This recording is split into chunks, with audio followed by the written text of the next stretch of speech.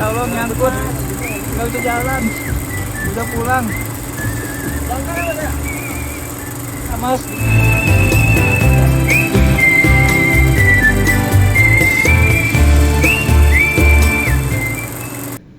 Halo sobat Mas-Mas Pak B, kembali lagi di podcast spesial episode Media Belajar Masa Kini, Inovasi dan Tantangan. Dengan saya, host pertama, ada Mabit Talib Amanta, dan rekan saya, Muhammad Rizky Haji. Saya semua. Topik kita hari ini kita bakal pasti seru banget karena kita akan membahas soal media pelajaran digital, sebuah inovasi yang mengubah cara kita belajar di era modern ini. betul banget, dan pastinya nggak kalah seru kalau kita itu bahasnya sendirian atau berdua doang nih. Maka dari itu kita kita mengundang salah satu mahasiswa PAP angkatan 2021 yang saat ini sedang melaksanakan PKM atau praktik kegiatan mengajar semester 7. Kita akan mengundang Mas Aldi. Ya, halo semuanya. Oke, terima kasih Mas Adam dan Mas Aziz ya sudah menjadi pembawa acara podcast hari ini. Saya sangat senang telah diundang ya. Sebelumnya perkenalkan nih, nama saya Tubagus Naizaksis Herlambang atau dipanggilnya Mas Aldi aja ya. Kalian panggil saya Mas Aldi aja ya. Oke. Saya sekarang sedang melaksanakan kegiatan PKM. Cuman maksudnya saya udah di akhir periode nih. Jadi saya hari ini nggak sabar nih buat ngasih share pengalaman-pengalaman saya selama PKM ini ya. Seperti itu ya Mas Adam, Mas Aziz. Oke, terima kasih Mas Aldi atas perkenalannya. Kita lanjut ke topiknya. Pertama-tama nih Mas Aldi. Mas Aldi sendiri tuh menerapkan media pembelajaran digital nggak sih di sekolah Mas Aldi mengajar?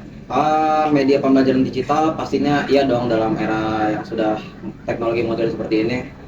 Oke, kalau Mas Aldi itu menerapkan, berarti apa sih motivasi Mas Aldi itu menerapkan media pembelajaran digital saat Mas Aldi itu melaksanakan PKM? Apa motivasinya? Motivasinya ya kayak maksudnya kan kita kan udah balik lagi tadi ya, kita udah di era modern, jadi kita harus ngajarnya secara relevan dong dengan generasi yang kita ajar juga, karena kan generasi yang saya ajar ini anak SMK-nya mereka udah paham teknologi dong, tapi lebih ke kayak mengoperasikan media sosial ya, mereka dengan Instagram, TikTok seperti itu. Jadi yang saya usahakan itu membuat media pembelajaran digital yang bisa semenarik mungkin nih, biar kayak apa ya, saya bikinnya seefektif mungkin lah, biar mereka bisa berbaur juga dengan kegiatan mengajar saya melalui pembelajaran dengan media digital ini gitu. Wah, keren banget nih Mas Aldi. Pasti kan nggak semudah itu ya. Pasti ada tantangannya nih. Iya. Apa aja nih tantangannya Mas Aldi? Kalau buat tantangannya sendiri nih Aziz, yang pertama-tama kita masih walaupun kita udah dalam era modern, cuman kan background dari SDM kita mungkin memang beberapa masih ada yang kayak gaptek lah ibaratnya ya. Kayak ibaratnya transisi gitu ya. Jadi karena yang pertama adalah mereka itu pasti belum terlalu paham lah cara mengoperasikan teknologi yang di luar media sosial gitu, karena kan yang saya ajarin di sekolah bukan media sosial doang, seperti aplikasi-aplikasi pembelajaran, aplikasi-aplikasi buat ke sekolahan lah seperti itu. Terus mungkin dari segi fasilitas juga ini mungkin agak dari personal SMK saya gitu ya, paling dia masih komputer ada, cuman kayak belum diperbarui lah, kayak mungkin software-nya tuh masih belum yang terbaru. Jadi misalnya contohnya saya ada PR kayak gini, saya harus ngajarin Excel dengan rumus ini, tapi ternyata tuh pas mereka mengerjakan prakteknya di Excel mereka nggak bisa. Karena apa? Karena Excel mereka belum dalam versi terbarunya. Kenapa nggak bisa dalam versi terbarunya? Karena perangkat-perangkat keras yang di sana tuh belum menggunakan software yang terbaru, mungkin dari seperti itu. Terus PR yang kedua mungkin seperti masalah teknis paling kayak internet sih. Jadi walaupun saya ngajarin di laboratorium komputer itu pakai LAN, cuman ada permasalahannya nih, dan ini bukan permasalahan umum, tapi lebih ke dari sekolahnya aja ya. Kayak yang seharusnya LAN itu bisa mengkoneksikan semua komputer lab dengan cepat, cuman karena perawatan dari kabel-kabel LAN-nya sendiri itu mungkin kurang baik, jadinya tuh sering kayak mungkin kayak longgar nih, jadi akhirnya sering putus nyambung, akhirnya mereka yang lagi ngerjainnya melalui aplikasi online jadi terputus lah koneksinya.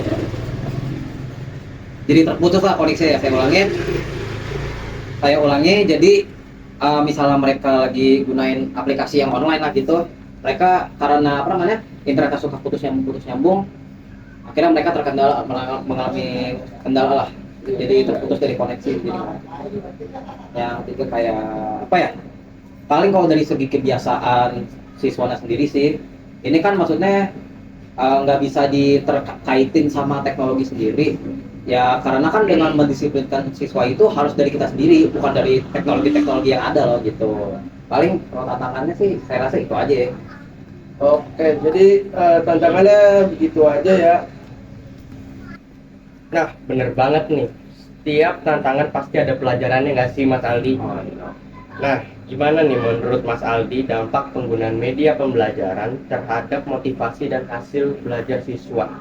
Ada nggak sih dampaknya?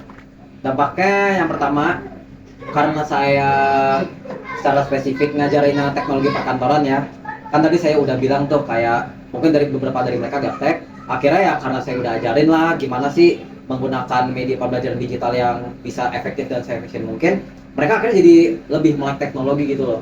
Akhirnya iya, gimana? Mengerti dan paham. Ya, mereka mengerti dan paham dan bisa menerapkannya.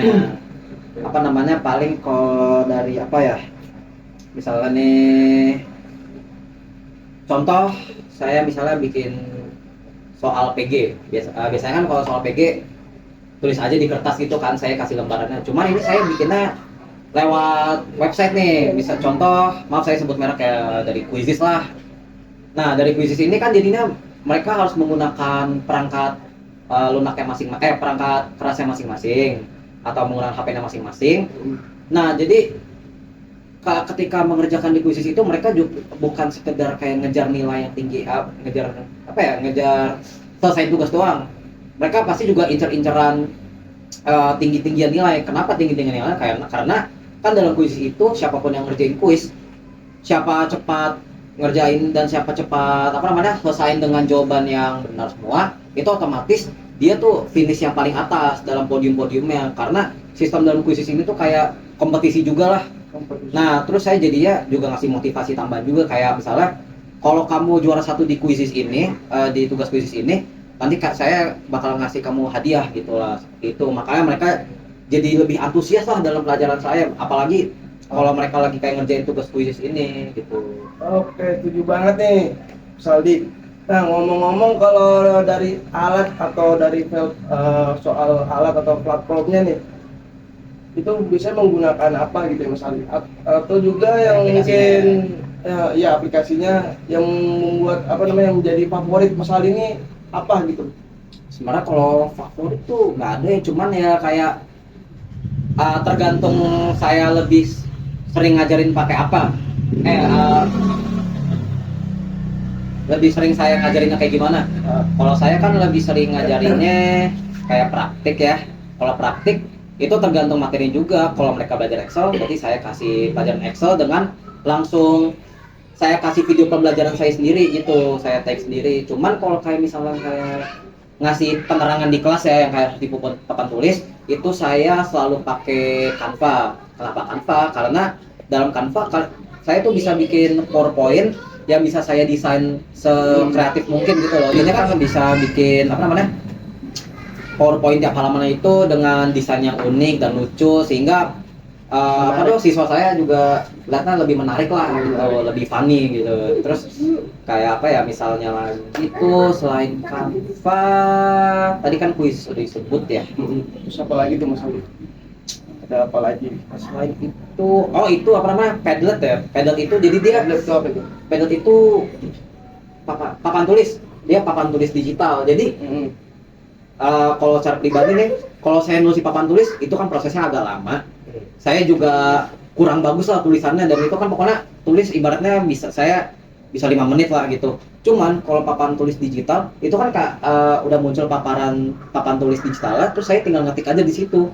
Jadi bisa lebih cepat kan, ngetik lebih cepat juga. Terus kalau saya tinggal saya gambar pakai mouse aja, saya nggak perlu kayak harus ke papan tulis, harus kayak gini terus ngapus, nggak perlu.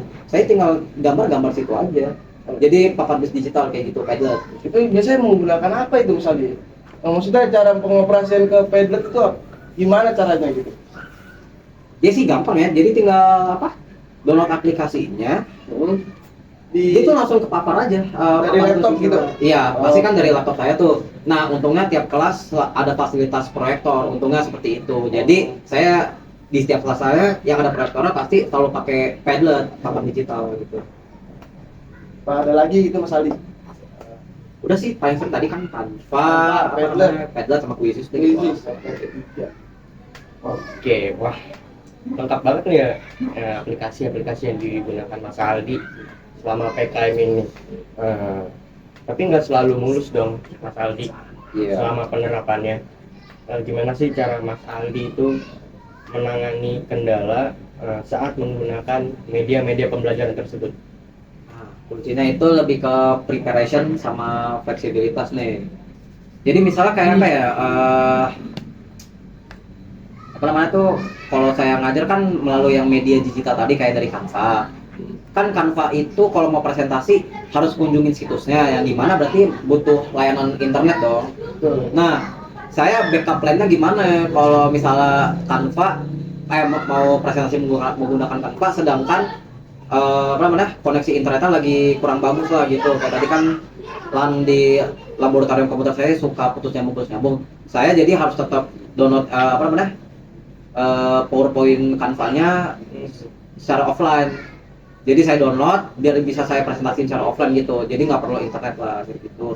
Terus kalau misalnya kayak saya mau presentasi juga nih menggunakan proyektor, sebelum kelas mulai pun saya harus duluan ke sana. Biar apa? Biar saya udah nyampe sana itu semua peralatan udah siap lah gitu. Proyektor saya udah nyalain, terus laptop udah saya nyalain. Terus kalau misalnya saya ngajarin peralatan perlengkapan kantor, saya juga pasti udah nyalain peralatan kantor dulu. Kayak saya mau ngajarin pengoperasian paper shredder lah atau printer lah, pasti saya udah siapin, saya udah koneksiin sama laptopnya buat pengoperasikan gitu. Oke. Sama misalnya kalau balik lagi ke tantangannya nih, misalnya ada hardware atau HP dari murid nggak bisa, saya udah bikin backup plan kayak, oh ya udah deh, tugasnya saya bikin kelompok aja biar kalian bisa bikinnya di satu device gitu. Karena emang dari pengalaman saya ada beberapa siswa emang yang mereka sendiri tuh nggak punya HP atau HP-nya tiba-tiba rusak aja gitu. Jadi saya gitu bikin backup plan aja. Saya pun juga dari sebelum pertama kali kenalan sama kelas, saya juga udah nyatet dulu siapa aja nih yang nggak punya hardware, nggak punya HP kayak gitu. Oke gitu ya. Mantap banget nih Mas Aldi. Jadi nih Mas Aldi, saya mau nanya lagi nih dan terakhir nih Mas Aldi ya. Bagaimana kamu melihat masa depan pengembangan media pembelajaran digital nih di Indonesia? Oke, sebenarnya pandangan saya tentang itu mungkin ini agak personal opinion ya. Saya ada optimisnya, ada enggak. Cuman maaf kalau sampai harus kayak ngomongin pemerintah, sebenarnya It's okay. it's okay. Alright, Opinion. let's kill it. Jadi balik lagi ke SDM kita. Jadi emang SDM kita itu emang harus benar-benar berbenah dan harus diintegrasikan mengenai pendidikan teknologi dari kecil. Ya mungkin sih emang dari zaman sekarang orang tua emang udah ngajarin anaknya menggunakan HP gitu kan. Cuman HP-nya itu digunain buat apa? Kan bukan buat kayak mengoperasikannya secara baik, maksudnya dioperasikan secara selayaknya, cuman mereka tidak tahu fitur-fiturnya gitu. Ya udah mereka kayak tahu TikTok tapi mereka nggak tahu nih padahal TikTok ada fitur tertentu yang kayak gini kayak gitu loh gitu. Ada Jadi, kegunaannya juga gitu ya? iya, jadi sebenarnya ada peluang dalam aplikasi itu, cuman nggak dimanfaatin karena apa? Karena nggak diajarin. Balik lagi ke SDM-nya kayak gitu. Bisa aja kalau emang SDM kita itu dibenahi pendidikan teknologi sehingga kita semua emang dari kecil lebih melek lah dengan teknologi gitu. Oke. Wah,